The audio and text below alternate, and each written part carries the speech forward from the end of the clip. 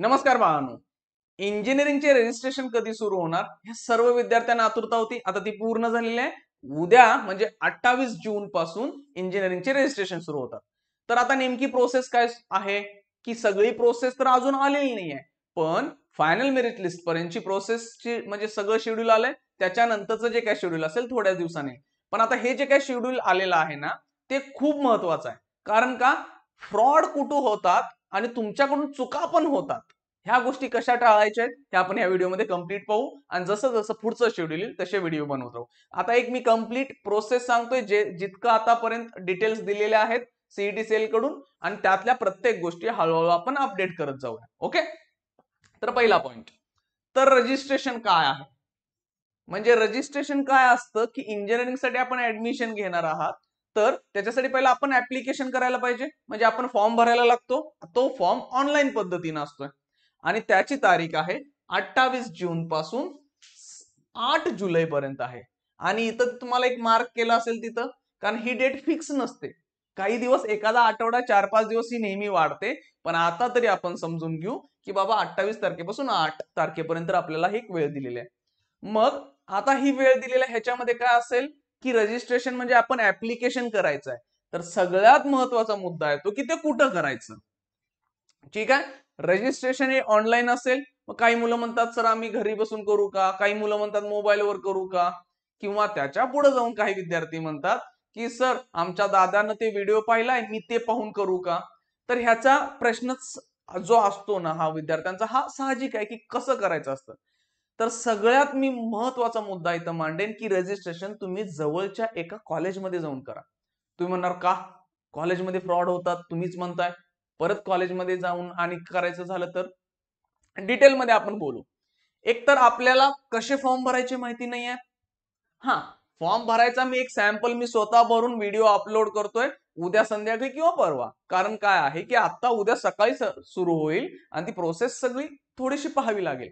उद्या संध्याकाळपर्यंत तुम्हाला व्हिडिओ मिळेल की कसा फॉर्म भरायचा असतो. स्वतः फॉर्म मोबाईल वरती किंवा कुठे पण जाऊन भरू नका. खास करून काही विद्यार्थी जवळच्या सायबर कॅफे, आपण त्याला नेट कॅफे पण म्हणतोय, तिथं जाऊन भरतात. त्याला काहीही माहिती नसतं भरतेवेळी आणि तो बऱ्याच चुका होतात. आणि मग विद्यार्थी नंतर पश्चाताप करतात की बाबा हे काय झालंय. मग सगळ्यात सोपा पर्याय, एक तर तुमच्या घरी फॉर्म भरायचा एक्सपिरियन्स असेल, म्हणजे दादा दीदी कोणतरी ऑलरेडी इंजिनिअरिंग करतंय किंवा झालेत, त्यांना फॉर्म्स कसे भरायचे आहेत सगळ्या डिटेल्स माहिती आहेत, त्यांच्याकडून भरून घ्या. किंवा जवळच्या एका कॉलेजला जावा. कॉलेजेस का, प्रायव्हेट कॉलेजेस भरून देतात. तुम्ही म्हणणार आम्ही गव्हर्नमेंट कॉलेजला जाऊ का, देत नाहीत. तुम्हाला ते एंटरटेनच करणार नाहीये. का, त्यांना काय फरक पडलाय तुम्ही त्यांच्या कॉलेजमध्ये गेला की नाही गेला, ते भरणार तर कॉलेजेस अशा तसे आहेतच. प्लस ते सरकारी आहेत त्यामुळे तिथं त्यांना पण फरक नाही पडत. जवळच्या एका कॉलेजला जावा जिथं ऑप्शन फॉर्म भरून देतात आणि ते कॉलेज थोडंसं रेप्युटेड असावं. म्हणजे काय, म्हणजे कॉलेजमध्ये 50 मुलं आहेत इंजिनिअरिंगला आणि तिथं फॉर्म भरून द्यायला तिथं पण चुकवले तर काय करताय, तो एक प्रॉब्लेम असतो. इथं फ्रॉड होऊ शकत नाही. का सांगतो की रजिस्ट्रेशन आहे म्हणजे कॉलेजचा म्हणजे कॉलेजची नावं वगैरे काय टाकायची नाहीत, कोणती ब्रँच टाकायची काय असं काही नाही आहे इथं. फक्त तुमचे बेसिक गोष्टी भरायच्या आहेत. सीईटीचा तुमचा नंबर, तुमचे डॉक्युमेंट्स म्हणजे तुमचं कास्ट सर्टिफिकेट, त्याची व्हॅलिडिटी, ह्या सगळ्या गोष्टी लागतात. हा, आता ह्यातल्या काय लागणार आहेत आणि काय नाही ह्याचा व्हिडिओ मी उद्या संध्याकाळपर्यंत अपलोड करतोय किंवा उद्या सकाळी करेन. ठीक आहे का, सगळंच एका व्हिडिओमध्ये बनवलं तर कमीत कमी 3.5 तासाचा व्हिडिओ बनेल. मग तुम्ही म्हणणार पिक्चर पेक्षा मोठा बनवलायस व्हिडिओ, काय व्हिडिओ बनवलायस की काय. त्यामुळे छोटे छोटेसे बनवतो. आता फक्त एक सिंपल प्रोसेस समजवायला लागले. तर रजिस्ट्रेशन आहे. कॉलेजमध्ये गेलेल्याचा फायदा काय, ठीकठाक कॉलेजमध्ये गेलेले त्यांच्याकडे सगळी माहिती आहे आणि त्यांना पण काय अपेक्षा असते की ते मदत करायला विद्यार्थ्यांना आणि मग त्यांच्याकडे पण काहीतरी ऍडमिशन होतील. थोडीशी मार्केटिंगची पण स्ट्रॅटेजी आहे. आपला फायदा क्लिअर आहे. आपण रजिस्ट्रेशन करायचं आहे जिथं सगळ्या फॅसिलिटी आहेत, तुम्हाला व्यवस्थित रजिस्ट्रेशन करून देतात. रजिस्ट्रेशन करून दिल्यानंतर तुम्ही एक पासवर्ड टाकणार आहे. ठीक आहे, तुम्हाला एक आयडी मिळणार पासवर्ड. तो पासवर्ड घरी आल्या आल्या बदलायचा. का, कारण पुढे जाऊन नंतर ऑप्शन फॉर्म भरायचे आहेत आपल्याला आणि ऑप्शन फॉर्म भरतेवेळी एखादं भिकारचोट कॉलेज असतं, बरेच आहेत, एखादं काय ठीक आहे, ती काय करतात तुम्हाला न विचारता तुमचा फॉर्म एडिट करतात. नंतर त्यांच्या कॉलेजचं नाव टाकतात ऑप्शन फॉर्मच्या वेळी. मग असं होतंय, झालेलं पण आहे, माझ्या विद्यार्थ्यांबरोबर झालं. मग काय करायचं, आल्या की तुम्ही पासवर्ड बदला. तुम्ही म्हणा आम्हाला रिस्कच नको आहे बाबा, हे आमचं आम्ही भरतो, तसं असेल तुम्ही करा, पण तुम्ही स्वतः मोबाईलवर घरी बसून एकटं भरू नका. ज्यांच्याकडे एक्सपिरियन्स आहे भरण्याचा तो भरा, कारण छोटी जरी मिस्टेक झाली ना ती महागात पडते पुढं. बऱ्याच वेळा ऍडमिशन कॅन्सल झालेत. ठीक आहे, एक ठीकठाक कॉलेज करा, कॉलेजच्या हातात काय नाही, कॉलेजच्या हातात आता फक्त काय ऍडमिशन करण्याचं आहे, म्हणजे रजिस्ट्रेशन करायचं आहे. नंतर पासवर्ड कसा बदलायचा हे आहे की मी सांगतोय की बदलून तुम्हाला कशा पद्धतीने दाखवता येतोय. सो रजिस्ट्रेशनचे हे 10 दिवस दिले, 10-11 दिवस चालू होते. ही डेट पुढे जातेच, जर वर्षी जातो. इथं कुठेतरी पूर येणार, कुठल्या तरी जिल्ह्यात काहीतरी होणार, मग तिथं एक आठवडाभर वाढतात. काही काही वेळाना मी 10-10 दिवस वाढलेले पाहिलेत. पण आपण समजू की आता इथं पण आहे. तुम्ही महत्वाचं म्हणजे उद्या पळत पळत जाऊन हावऱ्यासारखं फॉर्म भरायचा नाही. पहिलाच दिवस आहे, काय माहिती नसतं कॉलेजांमध्ये आता सर्क्युलर आलंय, ते सर्क्युलर वाचणार, मग ते सेटअप लागणार, 1-2 दिवस 1 तारखेनंतर चालू करा बाळांनो तुम्ही रजिस्ट्रेशन करायला. हा, 8 तारीख शेवट दिल्या म्हणजे 7 तारखेला आणि 8 तारखेला जाऊन बसू नका. 1-2-3-4च्या आसपास तुम्ही रजिस्ट्रेशन करून घ्या. समजतंय मी काय सांगतोय? उद्या परवा 2 दिवस काही करू नका, शांत राहा. का? प्रोसेस कशी चालली, काय चाललंय हे पाहता येईल.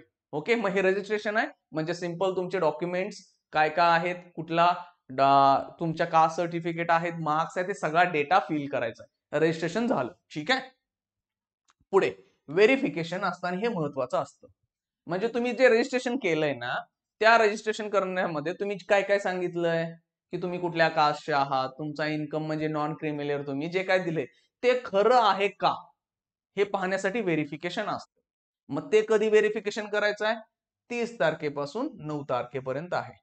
म्हणजे 30 जूनला 28 जूनला फॉर्म सुरू होत आहेत, 30 जून पासून व्हेरिफिकेशन चालू होते, 9 जुलैपर्यंत टायमिंग आहे.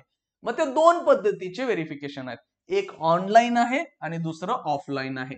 ऑनलाईन म्हणजे काय, तुम्ही तिथं रजिस्ट्रेशन करताना सिलेक्ट करायचं की मी ऑनलाईन रजिस्ट्रेशन करतोय, मग ते जवळच्या कुठल्या तरी एक FC सेंटरला जाईल, ऑटोमॅटिक ऑनलाईनच. आणि तुम्ही जे फॉर्म मध्ये भरलाय आणि तुम्ही जे काय डॉक्युमेंट जोडलाय हे बरोबर आहे का ते चेक करतात ऑनलाईन. ऑनलाईन काय तिथे एक व्यक्ती बसवलं असतं कॉलेजमध्ये, ज्या कॉलेजला गेलाय तिथं ते मग हा चेक करतात, बरोबर असेल तर तिथं तुम्ही बरोबर म्हणतोय आणि तुम्हाला लगेच तिथं तुमच्या ह्याच्यावरती जिथं रजिस्ट्रेशन आहे ना केलेलं आहे लॉग इन करून तुम्हाला दिसतंय. समजा काही चुका आहेत, म्हणजे तुम्ही कास्ट सर्टिफिकेट सांगितलंय आणि कास्ट व्हॅलिडिटी आहे म्हणून सांगितलंय, पण कास्ट व्हॅलिडिटीचं सर्टिफिकेट नाही, किंवा काही मुलांचं नॉन क्रिमिलियरची डेट संपलेली असते. मग ह्या सगळ्या गोष्टी असतात तिथं कळतात. कधी कधी हे कळायला ऑनलाईनला 2 ते 4 दिवस पण लागतात. तोपर्यंत मुलांचा BP शूट झालेला असतोय. मी रजिस्ट्रेशन केलंय, माझं बरोबर आहे काय नाही, चुकलंय काय माहित नाहीये, टेन्शनवर टेन्शन. त्याच्यासाठी एक दुसरा सोपा पर्याय ऑफलाईन. रजिस्ट्रेशनचा फॉर्म घ्यायचा, सगळे ओरिजिनल डॉक्युमेंट्स घ्यायचे आणि तिथं सेंटरची नावं असतात, तुमच्या जवळचं त्या सेंटरला जायचं, सगळं घेऊन तिथं दाखवायचं. बघा बरोबर असेल तर ठीक आहे, बरोबर होतं. एखादं डॉक्युमेंट कमी असेल, चुकीचं असेल तर ते तुम्हाला तिथं सांगतील लगेच आणि तुम्ही जाऊन ते करेक्ट करू शकता. मी प्रेफर करेन ऑफलाईनला जावा. म्हणणार सर ते जाऊन लाईनला उभं राहायचं 2-3 तास लागतील. अहो फरक काय पडायला लागलाय, कामं कुठे आहेत आपल्याला? एक्झाम झाल्यापासून निवांत आहेत, घरचे तुमची तोंड बघून वैतागलेत, मेसेज यायला लागलेत मला, सर घरचे विचारायला लागलेत कधी कॉलेज सुरू होणार, बघून बघून कंटाळल्यात आम्हाला.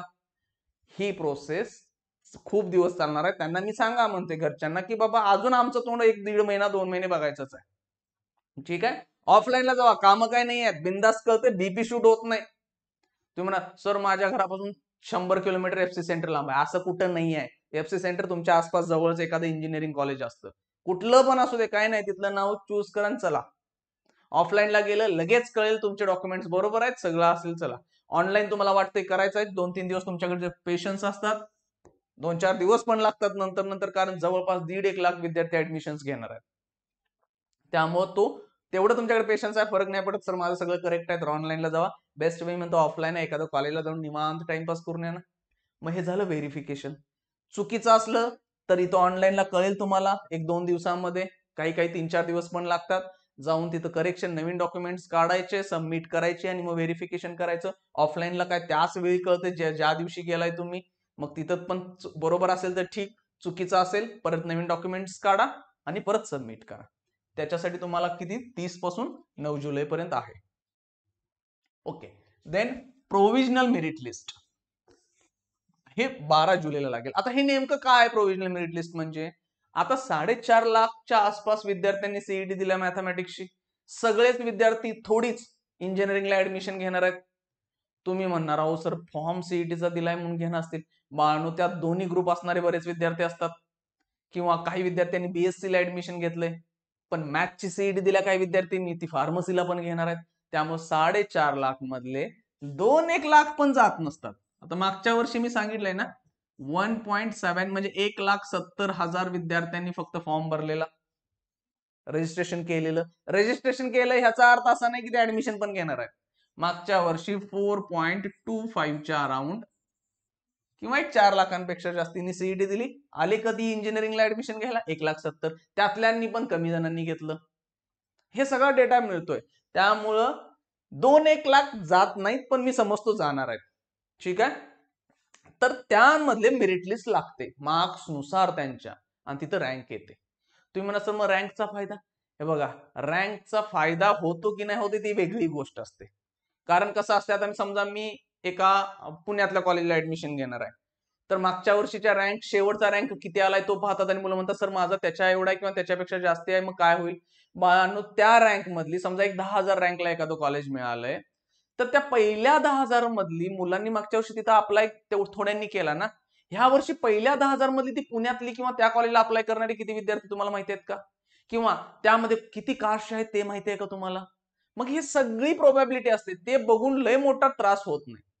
म्हणजे लय मोठा काय डोक्याला ताप घेऊ नका. हा, सीओईपी, व्हीजेडीआय, वालचंद इथं रँकचा फरक पडतो का? की त्या टॉप मधली तिथंच चाललेत, पण सहसा खूप मोठा फरक नाही पडणार. पण प्रोव्हिजनल लिस्ट मध्ये सगळ्यात महत्वाची गोष्ट पाहिजे असते की तुम्ही जो काय रजिस्ट्रेशन करते वेळी ना डेटा भरलाय तो बरोबर आहे का? कारण काय होतंय, मी म्हणलं ना सायबर कॅफे किंवा चुकून भरलाय, काही मुलांनी मोबाईलवर भरलेला असतो आणि त्यात मे बी कास्ट वर खाली झालेली असते आणि काय तो घोळ झालेलाच असतो. मग त्यावेळी काही जणांचे स्पेलिंग मिस्टेक्स असतात, बऱ्याच गोष्टी काही ना काहीतरी अडचणी येतात. मग त्यावेळी तुम्हाला एक ग्रीव्हन्स पिरियड दिला जातोय. तो किती दिलाय? 13 जुलै ते 15 जुलै दिलाय. ह्या पिरियड मध्ये तुम्हाला तुमच्या ज्या काय चुका आहेत सुधारवण्यासाठी तुम्हाला वेळ दिलेला. त्या 3 दिवसात ज्या काय चुका झालेल्या असतील तुम्ही फॉर्म भरते वेळी त्या दुरुस्त करायच्या. ठीक आहे. जर त्या दुरुस्त केल्या नाहीत त्या तशाच पुढे जातात. काही विद्यार्थी मागच्या वर्षी होता की चुकून त्याच्याकडून फिमेल पडलं गेलेलं आणि ते व्हेरिफिकेशन मध्ये पण ते काय तेवढं व्हेरिफिकेशन मध्ये डॉक्युमेंट्स पाहिले, सोडून दिले. मग त्या मुलाचं फिमेल पडलं आणि त्यानं करेक्शन केलं नाही, आणि करेक्शन केलं नाही तो म्हणला ते का असतंय माझं सगळं बरोबर आहे. त्याला अलॉट सीट झाली फिमेलची, कारण फिमेल 30% कोटा महाराष्ट्रात. आणि ज्यावेळी ऍडमिशन घ्यायला गेला तर ते चेक झालं ना फिमेलची सीट आहे, मेलला कशी काय मिळाली. मग त्याचं ऍडमिशन कॅन्सल केलं. का? बघितलं नव्हतं त्यानं. ऍडमिशन कॅन्सल झालं, पुढे बरेच गोळ, शेवटी तो इन्स्टिट्यूट राऊंडला थोडेसे पैसे भरून वगैरे गेला. असं होऊ नये त्यासाठी ज्या काय चुका आहेत ते इथं सुधारून घेण्यासाठी तुमच्याकडे 3 दिवस दिलेले असतात. आणि हे एकदा का झालं देन फायनल मेरिट लिस्ट लागेल 17 जुलैला. आणि एकदा का फायनल मेरिट लिस्ट लागली बाळांनो तर कोणत्याही परिस्थितीमध्ये ती चेंज केली जात नाही. म्हणून तुम्ही प्रोव्हिजनल मेरिट मधल्या सगळ्या गोष्टी व्यवस्थित चेक करायच्या, चुका असतील त्या करेक्ट करून घ्यायच्या असतात. आणि एकदा का फायनल मेरिट लिस्ट सुरू झाली त्याच्यानंतर ऑप्शन फॉर्म स्टार्ट होतील, आणि हे असतात सगळ्यात मोठे घोळ होण्याचे किंवा फ्रॉड होण्याचे मेन सेंटर.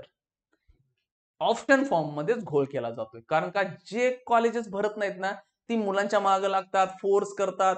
आणि हे जर ऑप्शन फॉर्म भरायला कॉलेजांमध्ये गेला ना तर एक खूप चांगल्या रेप्युटेड कॉलेजमध्ये जावा की जिथं फ्रॉड होणार नाही, किंवा चाललाय तिथं तर एक लिस्ट बनवून घेऊन जायची ऑप्शनची, तीच भरायला लावायची. आणि ऑप्शन फॉर्म कसा बनवायचा, काय बनवायचा त्याचे आपण लाईव्ह लेक्चर घेऊया, टेन्शन का नका घेऊ. आपण इथं लाईव्ह बनवू, येतोय लाईव्ह घ्यायला, किंवा असे व्हिडिओ पण मी अपलोड करतोय आणि लाईव्ह लेक्चर पण आपण घेऊ की त्याच्यामध्ये मी सांगेन. ठीक आहे. ही सगळी ऍडमिशन प्रोसेस आहे, ह्याच्या प्रत्येकाचे मी एक एक व्हिडिओ बनवतो जसं जसं वेळ पुढे जाईल. पण एक बेसिक गोष्टी आहेत, उद्या पळत पळत जाऊन पहिल्या दिवशी काही करा, रजिस्ट्रेशन करू नका.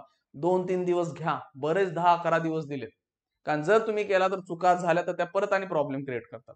ठीक आहे. एक सिंपल प्रोसेस आहे, बाकीच्या सगळ्याच गोष्टी आपण पुढे पुढे पाहूया. ओके, चला, थँक्यू.